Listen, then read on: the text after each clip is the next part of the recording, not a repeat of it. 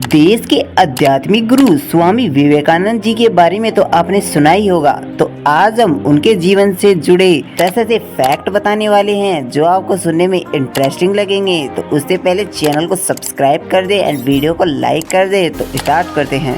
Number 10, देश के आध्यात्मिक गुरु स्वामी विवेकानंद जी का जन्म नरेंद्र नाथ दत्त के रूप में 21 जनवरी 1863 को कलकत्ता के कायस्थ जाति में हुआ था।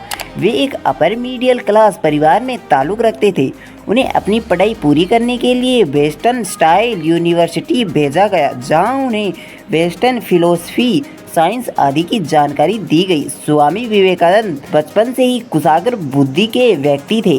नंबर 9, स्वामी विवेकानंद के गुरु का नाम रामकृष्ण परमहंस था। उन्होंने अपने गुरु रामकृष्ण परमहंस के नाम पर रामकृष्ण मिशन की स्थापना की। जल्द ही वे रामकृष्ण के सबसे नामी शिष्यों की लिस्ट में शुमार हो गए। उन्होंने ब्रह्म समाज ज्वाइन किया, जिसका उद्देश्य बाल विवाह और अशिक्षा को खत्म कर लोअर क्लास और महिलाओं के बीच शिक्षा को पहुंचाना था। विवेकानंद का हिंदू धर्म और अध्यात्म के लिए गहरा लगाव था। नंबर 8, समाज सुधार स्वामी विवेकानंद के विचारों का एक अभिन्न अंग बन गया था। 1884 में पिता की मृत्यु के बाद नरेंद्र नाथ यानी स्वामी विवेकानंद को आर्थिक संकट का सामना करना पड़ा था। उन्होंने रामकृष्ण को अपनी स्थिति को सुधारने के लिए प्रार्थना करने के लिए कहा। रामकृष्ण परमहंस ने उनसे कहा कि उन्हें खुद जाकर प्रार्थना करनी चाहिए। स्वामी ने एक ऐसा ही किया और मंदिर में प्रार्थना करने पहुंच गए और अपने लिए विवेक और वैराग्य मांगा। उसी दिन से नरेंद्र नाथ एक तपस्वी के जीवन के प्रति आकर्षित हो गए। नंबर 7, भटकते समय स्वामी को विश्व धर्म संसद के विषय में पता लगा। विश्व धर्म संसद 1893 में अमेरिका के शिकागो में आयोजित किया जाना था।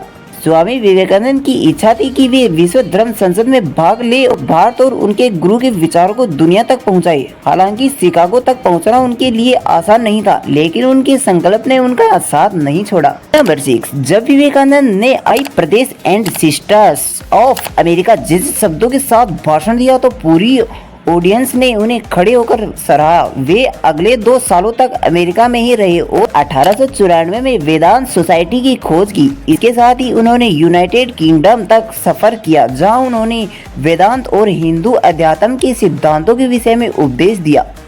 नंबर 5, विवेकानंद चाय के शौकीन थे। उन दिनों जब हिंदू पंडित चाय के विरोधी थे, उन्होंने अपने मठ में चाय को प्रवेश दिया। एक बार वेलूर मठ में टैक्स बढ़ा दिया गया था। कारण बताया गया था कि यह एक प्राइवेट गार्डन हाउस है।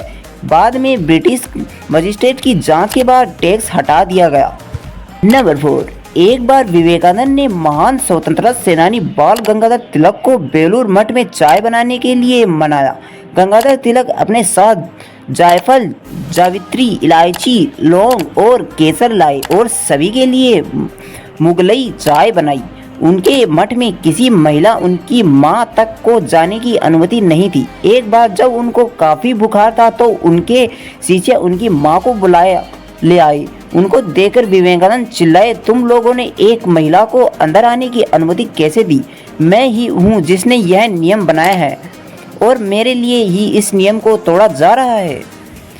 उन पर कई संपन्न परिवार की महिलाएं फिदा थी जो उनसे प्रेम करना चाहती थी। उन महिलाओं ने विवेकानंद की गरीबी का फायदा उठाकर अपने करीब लाना चाहा, लेकिन कामयाब नहीं हुई। उन्होंने इस तरह के प्रलोभन में फंसने की बजाय भूखे रहने को प्राथमिकता दी। अपनी मौत से 2 साल पहले 1900 में जब यूरोप से आखिरी बार भारत आए तो विवेकानंद जल्दी से बेलूर की ओर चल पड़े ताकि अपने शिष्यों के साथ समय बिता सके। उन्होंने सुना कि अंदर रात का खाना चल रहा है, लेकिन दरवाजे पर ताला लगा था। वह गेट पर चढ़ गए और तेजी से डाइनिंग एरिया में पहुंच गए, जहां अपना पसंदीदा व्यंजन खिचड़ी खाई। नंबर 3, विवेकानंद जी अक्सर साधारण भिक्षु रूपी वस्त्र पहनते थे। एक दिन इसी वस्त्र को धारण कर वे विदेश में घूम रहे थे। उनके वस्त्र ने एक विदेशी का ध्यान खींच लिया।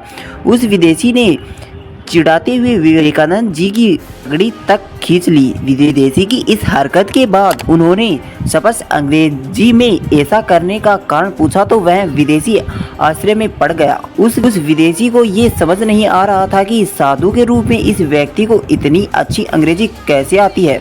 फिर उसने विवेकानंद जी से पूछ लिया कि क्या आप शिक्षित हैं? तब स्वामी विवेकानंद जी ने विनम्रता से कहा, हाँ मैं पढ़ता लिखता हूँ और सज्जन व्यक्ति हूँ। तब विदेशी ने कहा कि आपके कपड़े देखकर तो नहीं लगता कि आप सज्जन व्यक्ति हैं। इस बात पर स्वामी विवेकानंद ने जवाब देते हुए कहा कि आपके देश में एक दर्जी व्यक्ति को सज्जन बनाता है, लेकिन मेरे देश में व्यक्ति का व्यवहार उसे सज्जन बनाता है। ऐसा जवाब सुनकर उस विदेशी को शर्मिंदगी महसूस हुई और अपनी गलती का आभास हुआ।